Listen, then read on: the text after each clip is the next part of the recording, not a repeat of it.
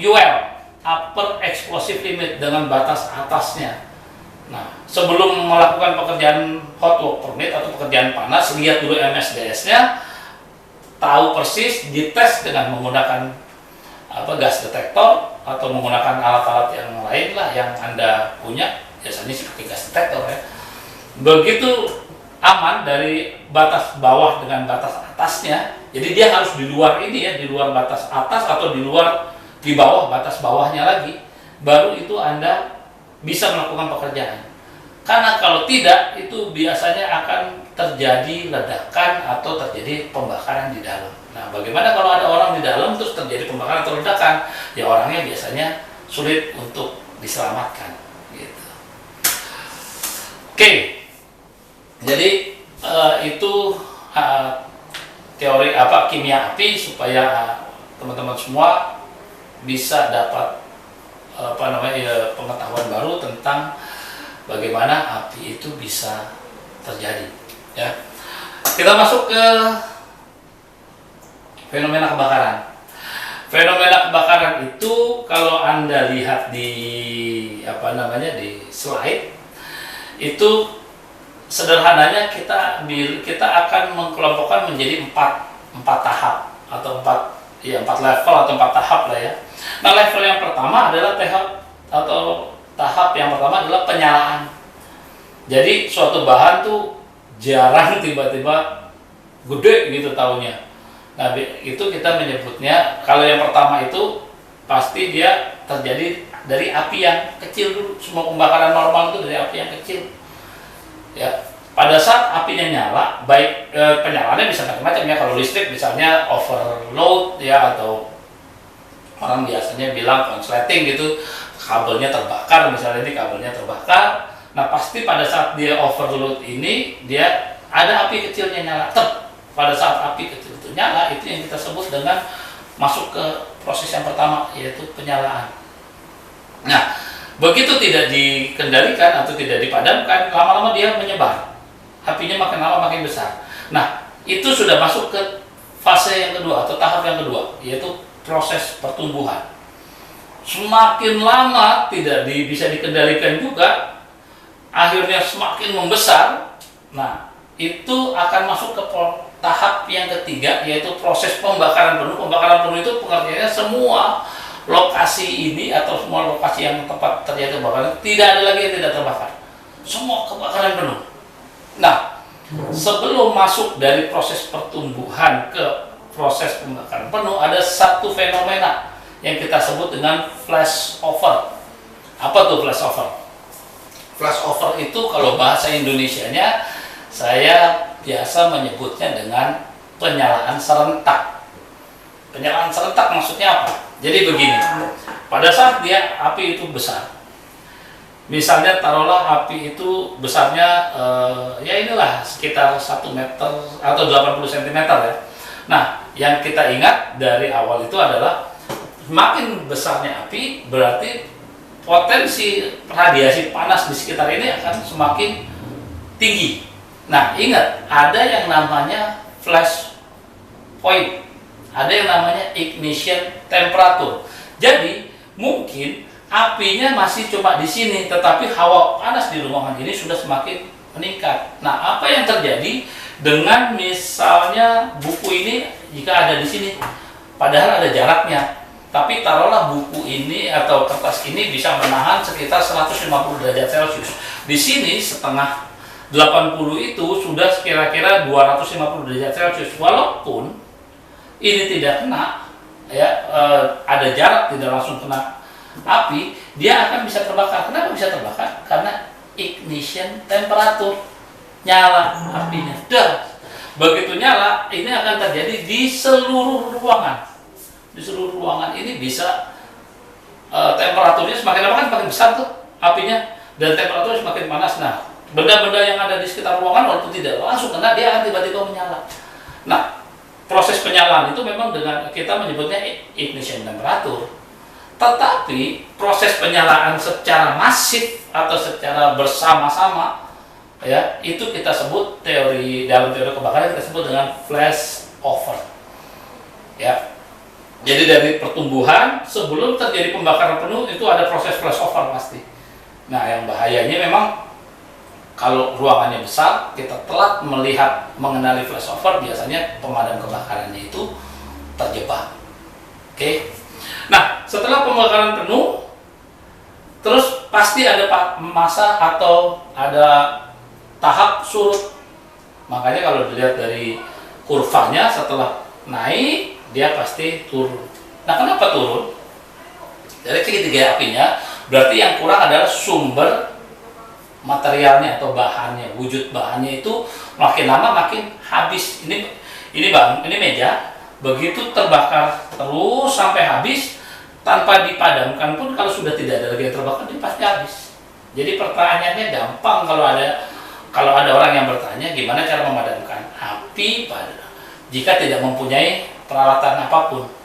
Jawabannya simpel, diemin aja. Kenapa diemin aja? Pasti akan mati dengan sendirinya karena bahannya habis. Sebetulnya dalam segitiga api berarti kita menghilangkan unsur bahannya. Tapi apakah mungkin kita menunggu itu? Ya, prosesnya pasti akan lama. Gitu. Oke. Dari fenomena api ini kita juga ada satu pelajaran yang bisa kita ambil. Ingat, Bapak, Ibu, atau teman-teman semua, Anda mempunyai sertifikasi atau kemampuan kompetensi di kelas D. Kelas D untuk kebakaran tahap awal. Berarti kapan Anda masih bisa memadamkan? Pada saat di proses pertumbuhan. Oke. Nah, sekarang masuk ke hal yang penting dalam teori kebakaran, yaitu pemadaman dengan memadamkan kebakaran. Kembali lagi, ini materi kita saling terkait ya, teman-teman ya. Dari empat sumber kebakaran tadi, panas, udara atau oksigen, bahan bakar, dan rantai reaksi kimia, sehingga pemadam kebakaran di seluruh dunia itu mempunyai teori cara memadamkan itu juga cuma 4. Karena kita baru tahap dasar, jadi kita hanya membahas 4 ya, biar tidak terlalu panjang juga pembahasannya. Kita mulai yang pertama, pendinginan atau cooling. Jadi dari bahan, oksigen, panas, rantai reaksi kimia, yang kita hilangkan adalah unsur panasnya, yaitu dengan cara memadamkan api dengan air. Yang seperti kita ketahui, lawannya api adalah air. Jadi pada saat api itu terkena air, biasanya pertempurannya adalah seberapa banyak jumlah airnya, sehingga energi panas dari api itu terserap oleh air. Dan kalau misalnya airnya lebih banyak, ibaratnya kalau peperangan itu airnya yang menang, biasanya apinya mati, pada kalah. Nah, oleh sebab itu, metode ini yang biasanya umum dilakukan oleh semua orang atau khususnya pemadam kebakaran, yaitu dengan metode pendinginan atau cooling. Yang kedua, smothering atau mengisolasi oksigen, yaitu dari 4 unsur tadi yang kita hilangkan adalah unsur oksigennya. Dengan cara apa? Biasanya cara yang paling umum dilakukan orang adalah menutup tempat yang terbakar. Nah, yang ketiga, starvation, menstop suplai bahan bakarnya. Ini biasanya bisa dilakukan untuk pemadaman kebakaran pada lokasi-lokasi yang punya instalasi atau ada gas yang bertekanan. Oke. Biasanya yang kita hilangkan itu adalah bahan yang dia mensuplai atau dapat mensuplainya. Nah, dengan cara menutup keran atau menutup safety valve-nya atau menutup supply valve-nya dan yang lain-lain. Nah, yang terakhir adalah inhibiting chain reaction atau menghambat rantai reaksinya. Dengan cara apa? Biasanya yang bisa menghambat rantai reaksi, Anda membutuhkan substansi bahan lain. Nah, biasanya juga yang dalam substansi bahan ini Anda mendapat dari alat-alat pemadaman yang memang digunakan untuk pemadaman.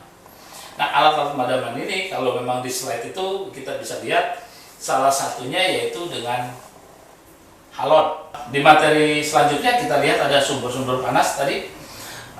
Sumber-sumber panas ada faktor alam, ada faktor arsen.